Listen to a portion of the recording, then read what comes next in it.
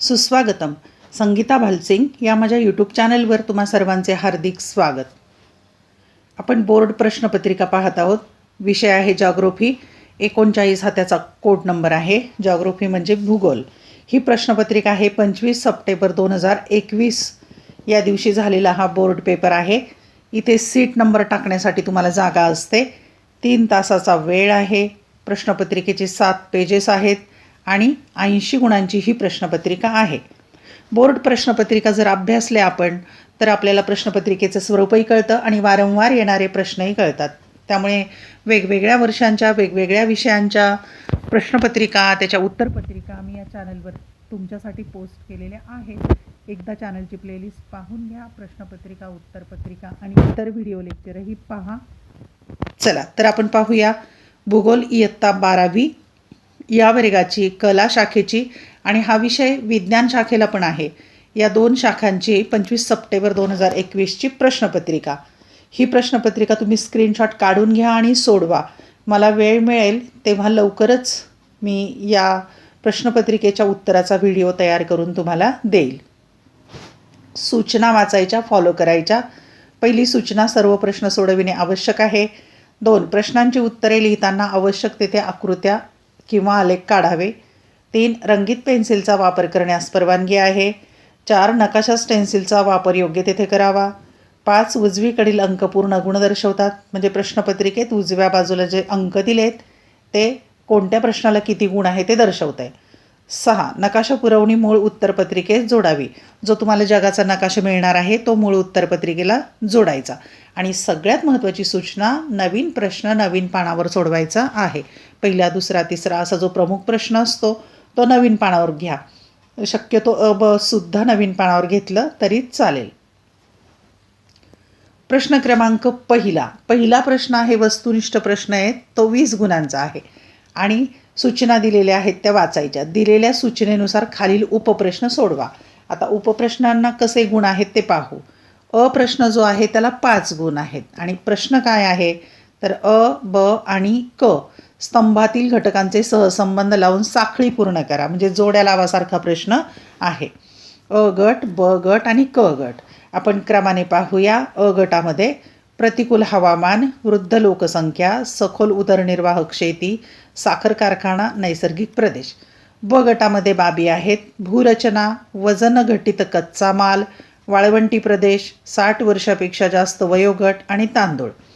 क गटामध्ये बाबी आहेत वैद्यकीय खर्च अधिक, शेताचा आकार लहान, हिमालय, कमी लोकसंख्येची घनता, ऊस उत्पादक प्रदेश. जोड्या लावासारखा प्रश्न आहे म्हणजे साखळी पूर्ण करायची आहे 5 गुणांच्यासाठी. ब प्रश्न आहे वस्तुनिष्ठ. पुढील विधाने दिलेल्या सूचनेनुसार पूर्ण करा म्हटलंय. म्हणजे पूर्ण विधान लिहायचं, फक्त उत्तराचा शब्द लिहायचा नाही. 5 गुण आहेत. 1 लोकसंख्या घनता वर्गीकरणानुसार जास्त घनतेची वस्ती ते कमी घनतेची वस्ती असा क्रम लावायचा आहे आणि त्यासाठी पर्याय दिलेले आहेत. अ विखुरलेली वस्ती, ब एकाकी वस्ती, क दाट वस्ती, ड अपखंडित वस्ती. 2 खाली दिलेल्या खंडाचा साक्षरतेनुसार उतरता क्रम लावायचा आहे. अ आशिया, ब युरोप, क आफ्रिका, ड उत्तर अमेरिका. 3 तृतीयक व्यवसायापासून प्राप्त स्थूल राष्ट्रीय उत्पन्नानुसार दिलेल्या देशांचा चढता क्रम लावा.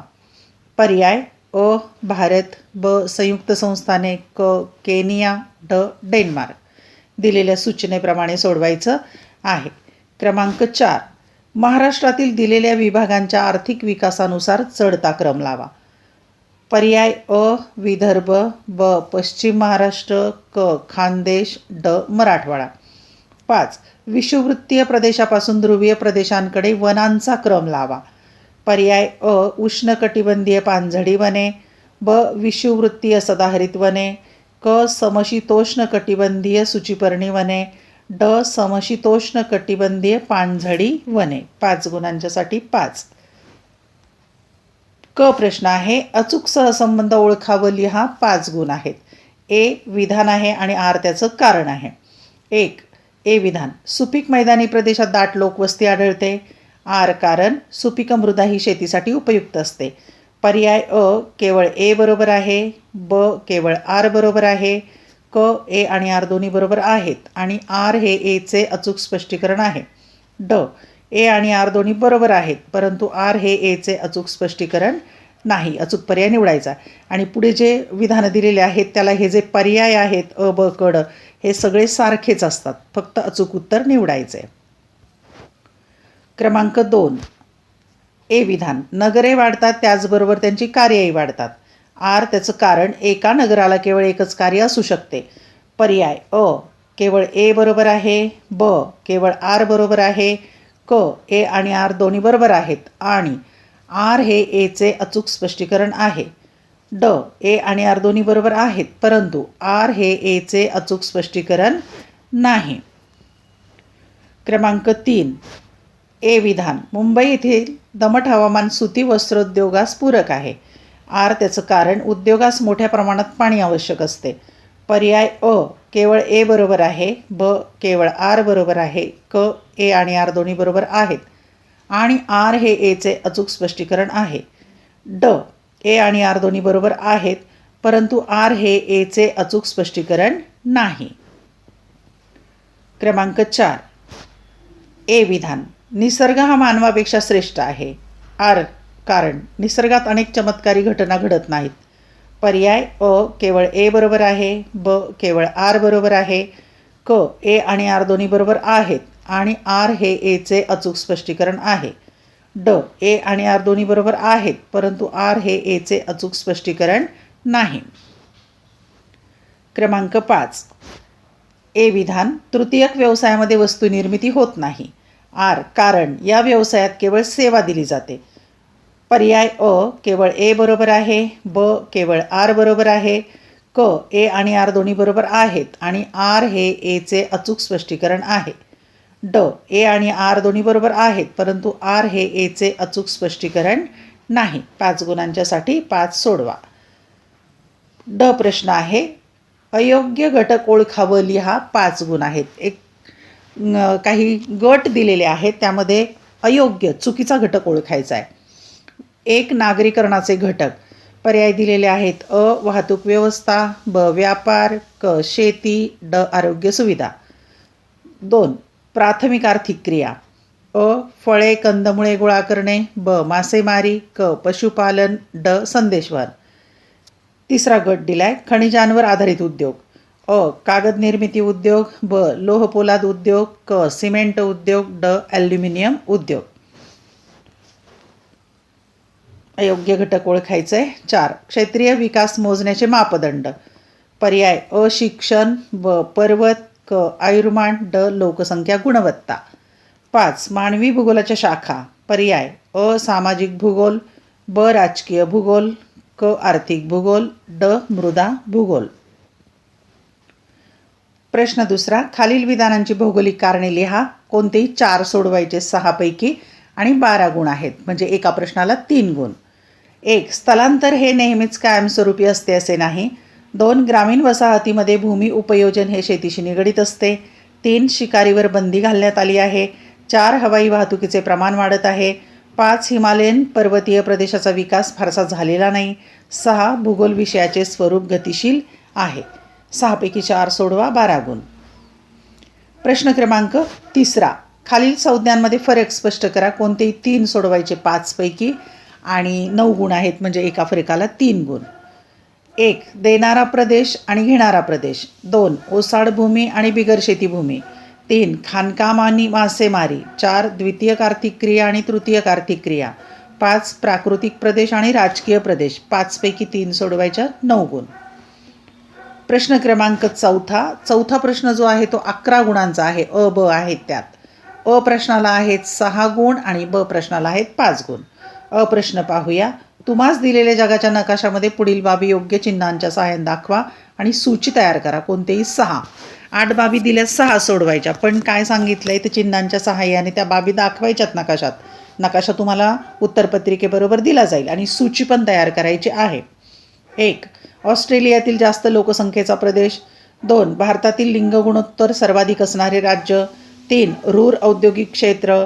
4 पंचमहासरोवराजवळील औद्योगिक क्षेत्र. 5 सुएझ कालवा. 6 चहा निर्यात करणारा प्रमुख देश. 7 सहारा वाळवंट, 8 जपानमधील एक प्रमुख औद्योगिक शहर. 8 पैकी 6 बाबी सोडवायच्या, 6 गुण. पण 8ही तुम्ही या बाबी सोडवा. प्रश्न क्रमांक ब आहे, खालील आलेखाचे वाचन करून दिलेल्या प्रश्नांची उत्तरे लिहा, 5 गुण. आता इथे लोकसंख्येचे वितरण दिले 2019 सालचं आणि त्यावरून काही प्रश्न विचारलेले आहेत. स्क्रीनशॉट काढून घ्या म्हणजे तुम्हाला सोडवता येईल. प्रश्न पाहूया त्यावर. 1 दिलेल्या आकृतीत काय दर्शवले आहे. 2 कोणत्या खंडात लोकसंख्या सर्वात कमी आहे. 3 लोकसंख्येची टक्केवारी जास्त असलेला खंड कोणता. 4 16.96% टक्केवारी कोणत्या खंडाची आहे. 5 या आकृतीमध्ये किती खंड दर्शवले आहेत. आता 5 गुणांच्यासाठी 5 प्रश्न. प्रश्न क्रमांक 5 खालील विषयांवर संक्षिप्त टिपा लिहा. कोणत्याही 3, 5 पैकी 3 सोडवायच्या आहेत, 12 गुण. म्हणजे 1 टिपा लिहायला 4 गुण. 1 मळ्याची शेती, 2 स्थानमुक्त उद्योग, 3 संदेशवहनातील कृत्रिम उपग्रहाचे महत्त्व, 4 प्रादेशिक विकासावर परिणाम करणारे घटक, 5 भूगोलातील आधुनिक कल. 5 पैकी 3 टिपा लिहायच्या, 12 गुण. प्रश्न क्रमांक 6वा प्रश्न 8 गुणांचा आहे. त्यामध्ये अ आणि ब आहेत. अ ला 4 गुण आहेत आणि ब ला 4 गुण आहेत. अ प्रश्न पाहूया. खाली दिलेल्या उतार्याचे वाचन करून विचारलेल्या प्रश्नांची उत्तरे लिहा. उतारा आहे त्यावर काही प्रश्न आहेत. उतारा 1-2दा वाचायचा, प्रश्न वाचायचे आणि मग प्रश्नाचं उत्तर शोधायचं. मानव खनिजांचा उपयोग प्राचीन काळापासून करत आलेला आहे. हत्यारे, अवजारे, दागिने, भांडी, औषधे इत्यादी तयार करण्यासाठी खनिजांचा वापर केला जात असे. मानवाच्या सांस्कृतिक उत्क्रांतीचे वेगवेगळे टप्पेही त्यांच्या खनिज वापराशी निगडीत आहेत. पाषाण युगाच्या शेवटच्या टप्प्यावर मानवाने भूमिगत खाणकामाचे कौशल्य आत्मसात केले. अनुक्रमे कांस्ययुग, ताम्रयुग, लोहयुग, अणुयुग या क्रमाने कालखंड खनिजांच्या वापरानुसार अधोरेखित करण्यात आले. या प्राथमिक आर्थिक क्रियेतूनच मानवाची प्रगती होत गेली आहे. मानवाने समुद्र आणि महासागराच्या तळातून सुद्धा खनिज तेल व नैसर्गिक वायूंचे उत्पादन घेण्यास सुरुवात केली आहे. यावर प्रश्न काय आहेत ते पाहूया आपण. 4 प्रश्न आहेत. 1 मानवाने खनिजांचा उपयोग कोणकोणत्या वस्तू बनवण्याकरता केला आहे. 2 मानवाने भूमिगत खाणकामाचे कौशल्य केव्हा आत्मसात केले. 3 खनिजांच्या वापरानुसार कोणकोणते कालखंड आहेत. 4 मानवाने महासागराच्या तळातून कोणकोणती उत्पादने घेतली आहेत. प्रश्न क्रमांक ब आहे, आकृती काढून नावे द्या. कोणतेही 2, 3 पैकी 2 आकृत्या काढायच्या, 4 गुण आहेत. म्हणजे एका आकृतीला 2 गुण. 1 वयोरचनेचा विस्तारणारा मनोरा, 2 रेषीय वस्ती, 3 भूगोलाच्या अभ्यासासाठी लागणारी कौशल्ये. 3 पैकी 2 आकृत्या काढायच्या, 4 गुण. आणि शेवटचा प्रश्न 7वा सविस्तर उत्तर लिहा. कोणतेही 1 सोडवायचं आहे, 2 पैकी 8 गुण आहे. दीर्घोत्तरी प्रश्न. 1 लोकसंख्येच्या वितरणावर परिणाम करणारे प्राकृतिक घटक उदाहरणासहित स्पष्ट करा. 2 साखर उद्योगावर परिणाम करणारे घटक स्पष्ट करा. 2 पैकी 1 सोडवायचा, 8 गुण. धन्यवाद. व्हिडिओ लेक्चर आवडल्यास चॅनल सबस्क्राईब करा, बेल आयकॉन प्रेस करा म्हणजे मी नवीन व्हिडिओ पोस्ट केल्याचं नोटिफिकेशन तुम्हाला मिळेल. तसेच 11वी आणि 12वी या दोन्ही वर्गांचे अनेक विषयांचे व्हिडिओ लेक्चर या चॅनलवर आहेत. बोर्ड प्रश्नपत्रिका, उत्तरपत्रिका देखील आहेत. या चॅनलची प्लेलिस्ट पहा, तुम्हाला ती मिळतील. अभ्यासासाठी शुभेच्छा, परीक्षेसाठीही शुभेच्छा.